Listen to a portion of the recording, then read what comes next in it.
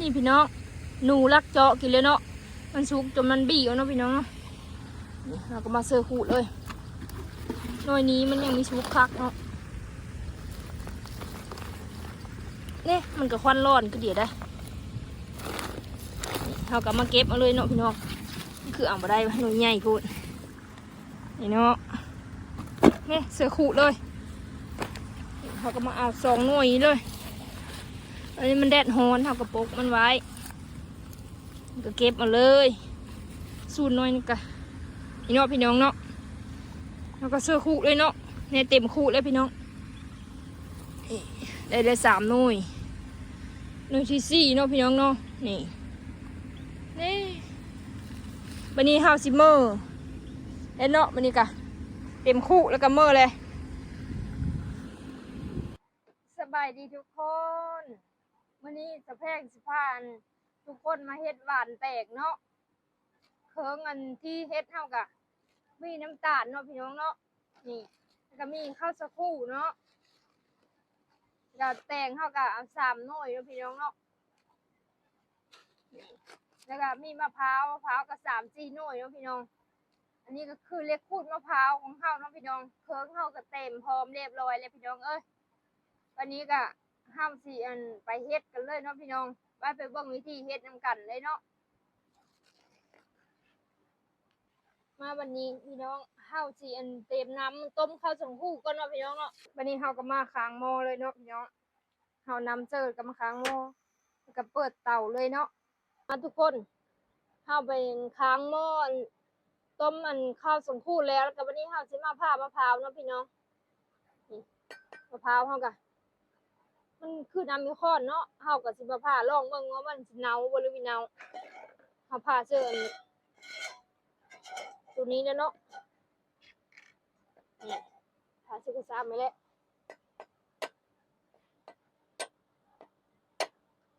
มีหูว่ามันเนาหรือบ่เนาพี่น้องเอ้ย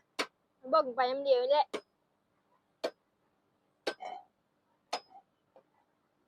เนาะพี่น้องครับนี่ก็ว้าวเนาแล้วพี่น้องเอ้ยนี่ว้าเสียดายเนาะเบิ่งเลยพี่น้องเนาเลยหน่วยนี้เนี่ยเนา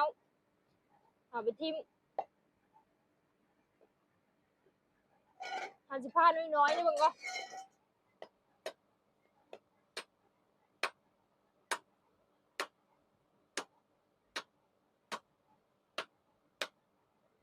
เด็ดย่านพัดมีถือมือพี่น้องเอ้ย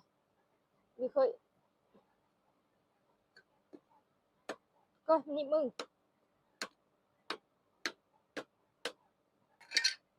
นี่เฮากำลังแกะเบิ่งเอ้าน้อยนี่กะน้อยกันเนาพี่น้องเอ้ยยังแต่2 หน่วยอยู่บัดนี้นะมีหูมันเนาหรือบ่เนาค่ะมันเนาแล้วก็ได้แต่หน่วยเดียวค่ะมันเนาก็หน่วยนี้สิบ่เนาหน่วยนี้มีแน่ใจเฮาสิมาพาอีก2 หน่วยเนาะ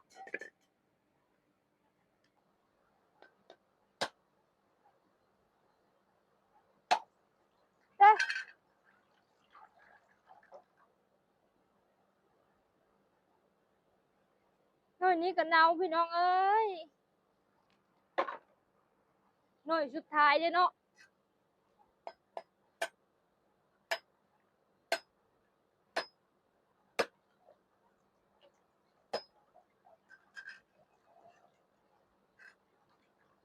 หน่วยนี้ยังมีเนาพี่น้องเอ้ย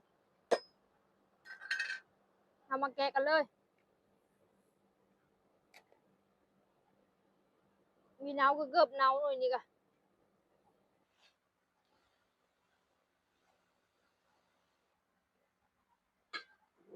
พี่น้องเขาก็ล่นมันเนาะคันมีล่นนะยังมันไฟไม่มอยังติดมอเนาะพี่น้องเนาะ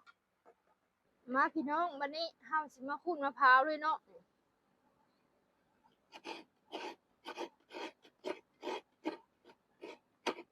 เฮาก็ขูดแบบนี้เลยเนาะพี่น้องเนาะเฮาไม่ได้ซื้อน้ำกะทิเนาะเพราะว่าเฮามีมะพร้าวแต่เสียดายพี่น้องเอ้ยมะพร้าวตั้ง4 หน่วยได้หน่วยเดียวนึง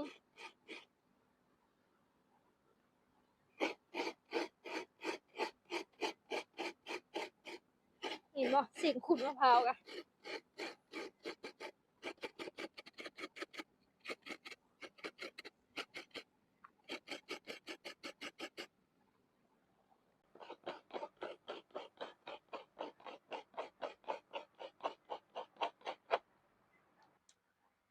พี่น้องข้าวอันนี้เฮาก็สุกเลยเนาะ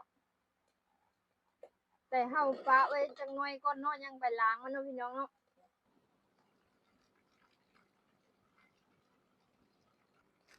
มันทุกคนบัดนี้ก็เฮามาเสริมตาลเลยเนาะเฮาสิเซอร์เอาครึ่งนึงก่อนเนาะถ้ามันมีหวานแล้วก็เฮาก็เซอร์ใหม่เนาะอันนี้ก็เฮาก็มาค้างหม้อน้ำกะทิเลยเนาะพี่น้องเนาะ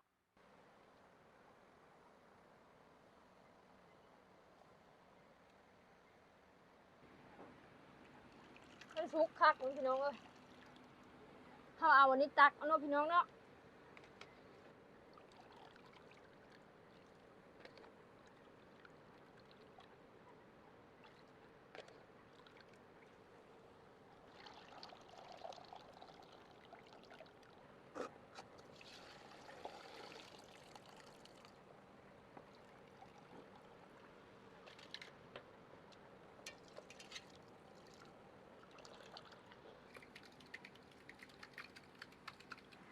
มาพี่น้องบัดนี้ฮอดขั้นตอนสุดท้ายแล้วพี่น้องเอ้ย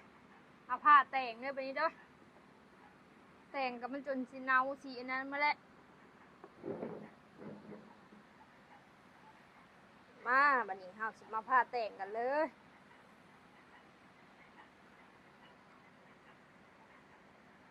มาลุ้นกันพี่น้องว่ามันสิเนาบ่นี่นิดน้อยเนาะมันอันนั้นโพด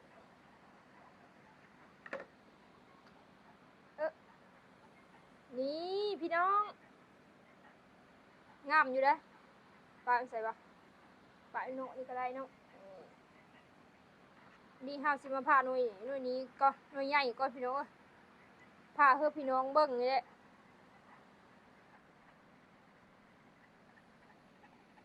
นี่สูงบ่ผ้าแต่งซึ้งผ้าแต่งซึ้งนี่พี่น้องงามหอมผมยังไม่ได้เนาพี่น้องเอ้ยนี่ตัวนี้ดำขาดตำหนักเนาะเอาไปนอกก่อนเฮาสิมาใส่กันเนาะมาบัดนี้เฮาสิใส่หน่วยมันเนาะนี่เฮาก็บ่งคูดตัวนี้เลยเนาะพี่น้องมาพี่น้องบัดนี้เฮาสิมาผ่านเป็นพีงน้อยๆเนาะผ่านเป็นกีมน้อยๆพี่น้องเอ้ย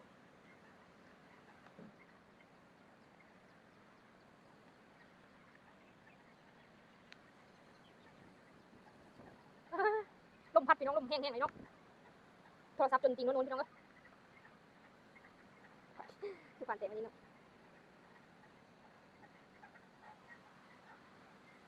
เนาะพี่น้องนี่เฮาก็ผ่านเป็นพีงน้อยๆเป็นมีแน่เนาะเฮาก็สิมาเปาะเปิดมันเลยบัดนี้ก็เอาเปิดมันนี่ออก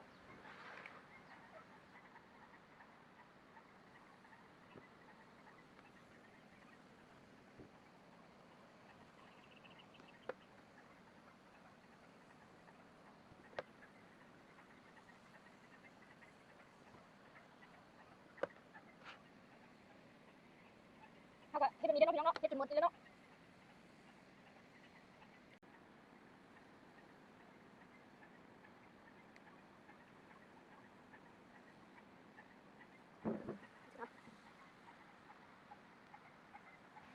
นี่พี่น้องอันกะทิแตงหวานแตงเฮาก็แล้วเรียบร้อยแล้วเนาะพี่น้องเนาะนี่อันนี้คือข้าวสังคู่เฮาเนาะนี่เป็นก้อนแล้วพี่น้องเอ้ยน้ำมันจะเล็ดแล้วนี่คือแตงของเฮาเนาะพี่น้องเนาะเอาเฮ็ดแล้วเรียบร้อยแล้วนี่ก็คือน้ำกะทิของเฮาพี่น้องเอ้ยนี่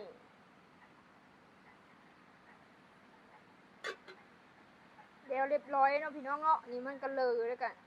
หน่วยยังเหลือหน่วยหนึ่ง3 หน่วย2 หน่วยก็ยังมีเมิดสำเนาะมาพี่น้องบัดนี้เฮาสิมากินเลยเนาะเฮาก็เอาแตงก็เนาะพี่น้องเนาะนี่กระตักใส่ถ้วยเลยเนาะเฮากินเท่าละน้อยเนาะพี่น้องเนาะนี่เอาก็มาตักข้าวสังฟูต่อเลยนี่บุฟเฟ่ต์พี่น้องเอ้ยบุฟเฟ่ต์หวานแตงวันนี้ก็เฮามาตักน้ำกะทิด้วยเนาะหักเอาวาดลงไปเลยนี่วาดลงไปแบบนี้เลยพี่น้องผู้ใดมักน้ำน้อยก็ใส่น้อยผู้ใดมักน้ำลายก็ใส่หลายเนาะพี่น้องเนาะ ฝาหม้อปิดไปก่อนมาพี่น้องมากินมาดิเฮาสิมากินเลยเนาะเฮาเขาลดเนาะเดี๋ยวก็ว้าวหอมหอมหอมพี่น้องเอ้ยนี่วันเฮาเขาลดเนาะเดี๋ยวแล้วก็เป็นในนี้ได้เนาะพี่น้องเนาะเฮาสิมากินเลยวันนี้ก็ได้สดเอาคำใหญ่ๆเลยเนาะ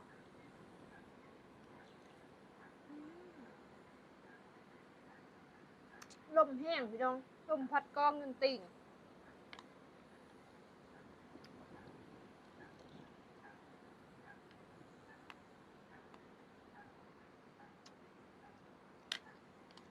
แซ่บมาลีพี่น้องเอ้ยทั้งหอมแล้วก็มัน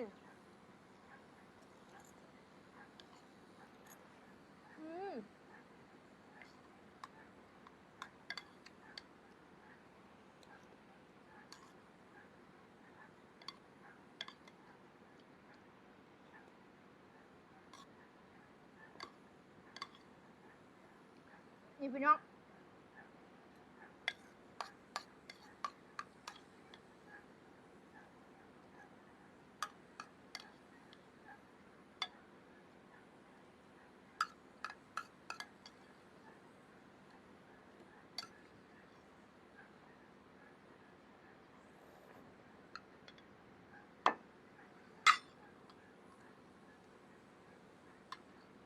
พี่น้องนี่กินพอดีกับถ้วยนึงจนหมดอิ่มแล้วปะนี้แล้วก็ยังไม่ละลายแล้วเดี๋ยวเราสิแบ่งไปให้เขาเนาะพี่น้องเนาะ